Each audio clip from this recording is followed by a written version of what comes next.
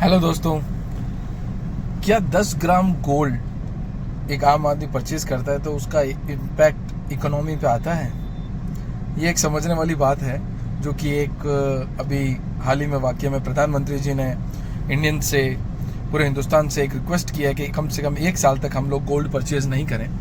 उसके पीछे की लॉजिक को हमें समझना चाहिए कि इंडिया जो है वर्ल्ड का one of the biggest importer है, क्योंकि गोल्ड इंडिया के अंदर केवल एक इन्वेस्टमेंट नहीं है, वो एक भावना है।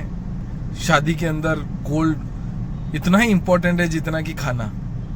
तो इस चीज़ को समझना पड़ेगा हमें कि ये गोल्ड इंडिया इतना प्रोड्यूस नहीं कर सकता जितना कि हमारा कंजम्पशन है। इंडिया ऑलमोस्ट रफली 700 to 800 टन्स इंपोर्ट किया जाता है इंडियन गवर्नमेंट के थ्रू। तो जब वो पेमेंट करनी होती है उसकी, तो वो सारा डॉलर में पेमेंट होता है, ना कि इंडियन रुपीस में।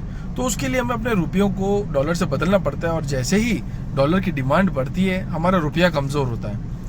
तो जैसे हम कोई सामान लेके आते हैं, हमारा बिल बनता है, वैसे ही इंडिया का जो इम्पोर्ट बिल बनता है उसमें मेजॉरिटी ऑफ दी जो बिल बनता है वो एक तो ऑयल का बनता है, क्रूड का, और एक बनता है गोल्ड का।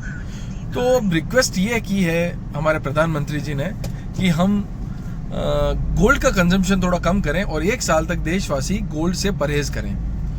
तो इससे फर्क ये पड़ेगा कि छोटा सा 10 ग्राम गोल्ड भी अगर हर एक परिवार परचेज करता है पूरे साल भर में, और मान लो 50% लोग भी परचेज करते हो, तो अभी एक बहुत बड़ी अमाउंट इंडिया से आउटफ्लो होती है इन टर्म्स ऑफ डॉलर। तो इस चीज़ को हमें समझना चाहिए कि उससे एक चीज़ और होती है कि जैसे